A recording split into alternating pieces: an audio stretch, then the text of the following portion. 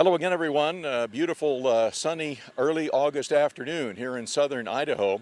I'm visiting with Jody Furness, who is managing 1,200 acres of corn, and along with a lot of other things that are part of a very, very large dairy operation.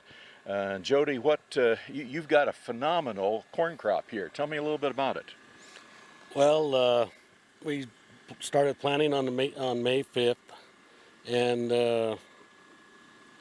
What's the population? What's the hybrid that you're our growing? population goes from 39,000 to 40,000 per acre. I use a 2020 seed sense, and which I can really get my population down where it needs to be. And I tried it this year. I went up above the 38,000 we normally planted, and This is going to be a silage crop as opposed to a grain crop, is that right? yes, it'll all be silage. Go right into dairy cows, and everything will be chopped. Now, I've looked at a lot of these stalks of corn, and there's 2 ears on almost every one. That's a little unusual. Yeah, I'm pretty surprised with it. I was kind of going for one cob per plant, and I think with our nutrition and what we have going on, we've got 2 healthy cobs coming on about 90% of the plants. All right, what sort of nutrition program do you have here? We came in with acid fertilizer in the spring. We've been doing acid fertilizer. When you say acid fertilizer, what do you mean? It's a mixture that my field man has mixed up. It's got all our nutrients in it.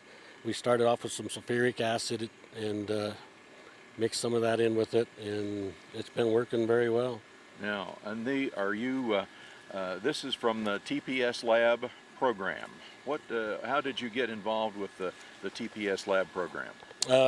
Jared Cook from Rocky Mountain Agronomics introduced me to it, and this is his first year, and I'm really impressed with what they've come out with their petioles, their soil samples, and they've been pulling them every weekly basis and telling me exactly where I'm at on my nutrition, what I need, what I don't need, and it's pretty impressive.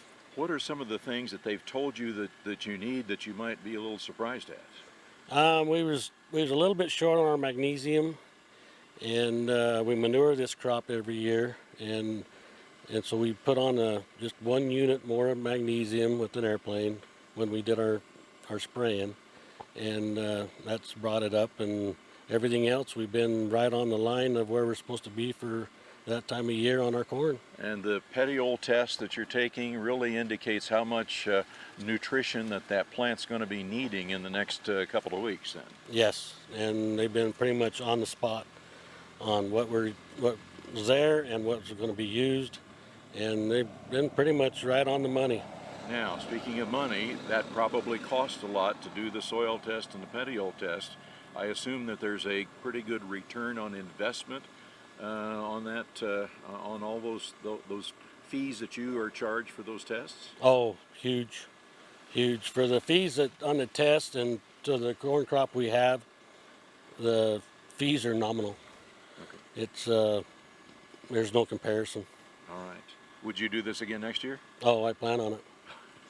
Says Jody Furness here in southern Idaho, and that's our report for in a great looking cornfield, something that you would have seen somewhere in central Illinois, except maybe there's twice as many ears on that corn stalk. I'm Stu Ellis. Thanks for watching.